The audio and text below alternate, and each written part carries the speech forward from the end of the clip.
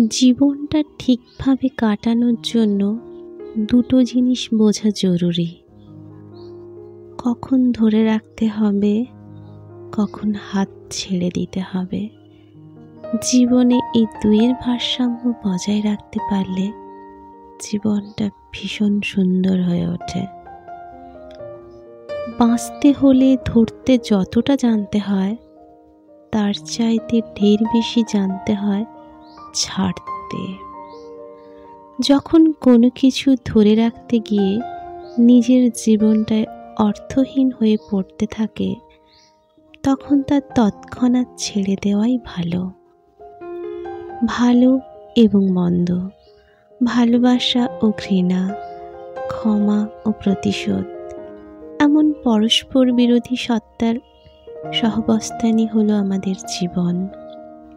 আমার নিজের ও অন্যদের প্রতি দায়িত্ব বুঝে না চললে জীবনে অহেতুক কিছু ঝামেলা এসে ভিড় করে, যা কেবল যন্ত্রণাই দেয়। আমরা যদি এমন কিছুকে ছেড়ে দিই যা না রাখাটাই বড্ড ভুল, তবে তা আমাদের অনেক ভোগ হয়। আমরা যদি এমন কিছুকে রেখে দিই যা ছেড়ে দিলেই বরং বেঁচে যেতাম, তবে তা কখনো কখনো আমাদের একেবারে নিঃশেষ করে দেয়। আমরা কি ধরে রাখছি, কি ছেড়ে দিচ্ছি, তা নির্ভর করে আমরা কোনটাকে প্রাধান্য দিচ্ছি, আর তা নিয়ে আমাদের সিদ্ধান্তটা কি, এই দুই বিষয়ের ওপর। আমাদের সিদ্ধান্ত যাই হোক না কেন, যদি শেষ পর্যন্ত সেই সিদ্ধান্তের প্রতি অটল থাকার সামর্থ্য থাকে, তবে আমাদের তেমন কোনো ক্ষতি হয়ে যায় না। যত কষ্টই হোক না কেন, সব কিছুকে মেনে নিয়ে কখন ছাড়তে হবে কিংবা কখন ধরে রাখতে হবে, এই সময় জ্ঞান রপ্ত করাটা বেশ কঠিন। অনেক সময় এই আর্ট শিখতে সারা জীবন লেগে যায়। জীবন একবার মৃত্যুকে প্রশ্ন করল, লোকে কেন আমাকে ভালোবাসে আর তোমাকে ঘৃণা করে? মৃত্যু হেসে উত্তর দিল, কারণ লোকে তোমায় দেখে মন ভোলানো দারুণ সব মিথ্যার জাদুতে, আর আমায় দেখে এক যন্ত্রণাদায়ক সত্যরূপে।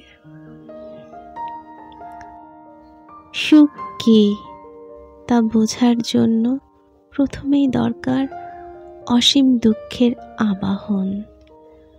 যন্ত্রণা কমাতে যন্ত্রণা বাড়াতে হয়। স্বস্তির খোঁজ মেলে অস্বস্তির মহাসমুদ্রের ডুব সাঁতার কেটে। যে কোলাহল চেনে না, সে কখনো নীরবতা চিনতে পারে না।